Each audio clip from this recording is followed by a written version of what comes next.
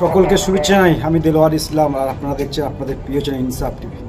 দর্শক, গতকাল আপনারা সকলে দেখেছেন ভাঙড়ের এক আমাদের সহকর্মী আইএসএফ বাংলা শেখ রশিদ আক্রান্ত হয়েছিল তৃণমূল কংগ্রেসের দুষ্কৃতীদের হাতে। আর তারই প্রতিবাদে ভাঙড়ে যে ইলেকট্রনিক সাংবাদিক রয়েছে, সোশ্যাল মিডিয়ার সাংবাদিক রয়েছে, তারা কিন্তু একটা আন্দোলন করে ভাঙড় থানার সামনে এবং সেখানে ডেপুটেশন জমা দিতে যায়। এবং জমা দিতে যাওয়ার পরে সেখানে কিন্তু আহসান মোল্লা বলে তৃণমূল কংগ্রেসের দুষ্কৃতীরা তারা কিন্তু চড়া হয় সেই সাংবাদিকদের উপরে। অর্থাৎ বলা যেতে পারে পশ্চিমবাংলাতে সাংবাদিকদের কোনো স্বাধীনতা নাই, কারণ সাংবাদিকরা নিজের মতো খবর তারা করতে পারছে না, করতে দিচ্ছে না। এই রাজ্যের শাসক দলের কিছু নেতারা, রাজ্যের কিছু শাসক দলের নেতারা সাংবাদিকদের স্বাধীনতা কেড়ে নেওয়ার চেষ্টা করছে। আমরা সকলে জানি দেশ স্বাধীন হয়েছে, কিন্তু বাংলা আজ স্বাধীন নেই, যেখানে সংবাদ মাধ্যম তার নিজের স্বাধীনতা নেই, নিজের স্বাধীনতাভাবে খবর করতে দেওয়া হচ্ছে না। কেন? শাসক দলের কেন এত ভয়? শাসক দলের কেন এত ভয়? একটাই কারণ রয়েছে, কারণ ভাঙড়ে বারবার আমরা দেখেছি সমস্ত শাসক দল দুর্নীতি করে বেড়াচ্ছে। আর যখন আমরা আমাদের মতো সাংবাদিক ভাঙড়ে সেই দুর্নীতিগুলো মানুষের সামনে তুলে ধরার চেষ্টা করি, আর তখনই আমাদের উপরে আক্রমণ করা হয় শাসক দলের পক্ষ থেকে। আমরা দেখেছি গতকাল যে আইএসএফ বাংলার সাংবাদিক রশিদ হালকা বয়স যেভাবে খবরটা তারা চালায়, যেভাবে সত্য শাসকের চোখে চোখ রেখে সত্য খবর তারা করে, শাসক দলের কোথায় একটা ভয় এসে গিয়েছে।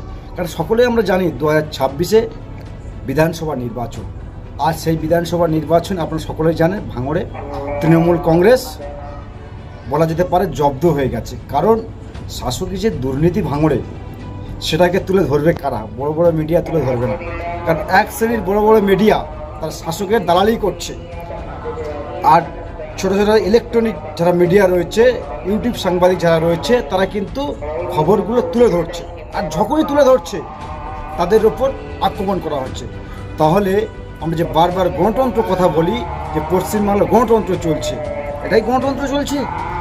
সাংবাদিকরা নিজের স্বাধীনতা মতো সত্য খবর যে রাজ্যে তুলে ধরতে পারে না, তুলে ধরতে দেওয়া হয় না, সে রাজ্যে বলে গণতন্ত্র রয়েছে। এটাই গণতন্ত্র শাসকের, যে সত্য খবর আমাদেরকে তুলে ধরতে দেওয়া যাবে না। কারণ সত্য খবর যদি আমরা তুলে ধরি, ভাঙড় তো শাসক হারিয়েছে 2021-এ, আর সেটা শাসকের ভয় রয়েছে, কিন্তু 26-এ আমরা হারাতে পারি, 26-এ আমরা ভাঙড় হারাতে পারি।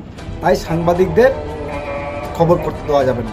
ইতিপূর্বে আপনারা দেখেছেন যে আইএসএফ বিধায়ক নওশাদ সিদ্দিকী, তিনি সেখানকার জেতা বিধায়ক, সেই ভাঙড় বিধানসভায় তাকে ঢুকতে দেওয়া হয়নি, তাকে কাজ করতে দেওয়া হয়নি, দেওয়া হচ্ছিল না। আর যেই খবরগুলো আমরা করছি আমাদেরকে আটকে দেওয়া হচ্ছে। শাসকের কেন এত ভয়?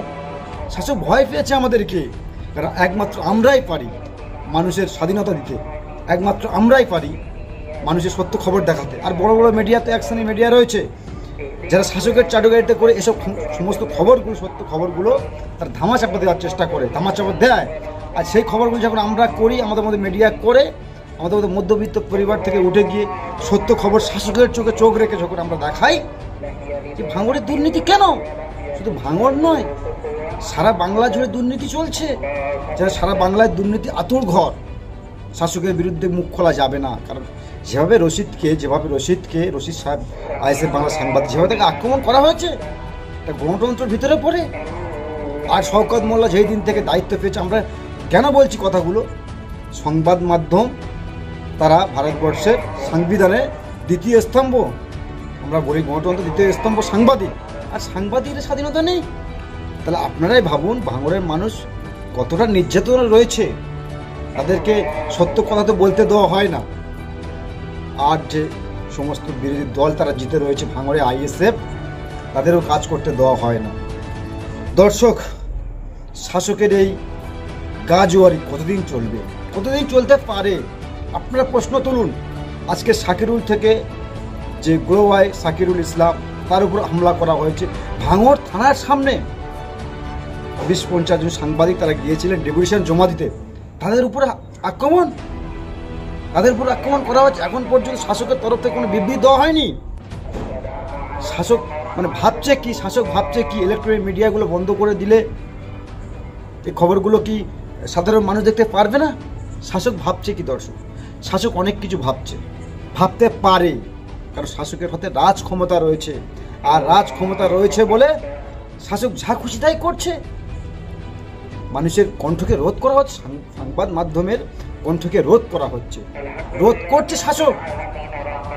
দর্শক, অবশ্যই আমরা সত্য খবর তুলে ধরবো, আর আপনারা বেশি বেশি করে এই ভিডিওটি শেয়ার করবেন, কারণ এই ভিডিওটি তৃণমূল কংগ্রেসের হার নেতার কাছে যাওয়া দরকার আমরা মনে করি।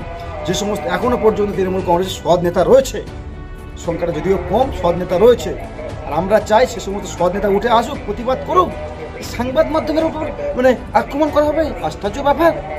সংবাদ মাধ্যম গণতন্ত্রের দ্বিতীয় স্তম্ভে সাংবাদিক রয়েছে, সেই সাংবাদিকের স্বাধীনতা কেড়ে নেওয়ার চেষ্টা করা হচ্ছে শাসকের পক্ষ থেকে। দর্শক, অবশ্যই আপনারাও চোখ রাখেন ইনসাফ টিভিতে। ভিডিও অবশ্যই শেয়ার করবেন, কমেন্ট বক্সে কমেন্ট করবেন। সকলকে অসংখ্য ধন্যবাদ।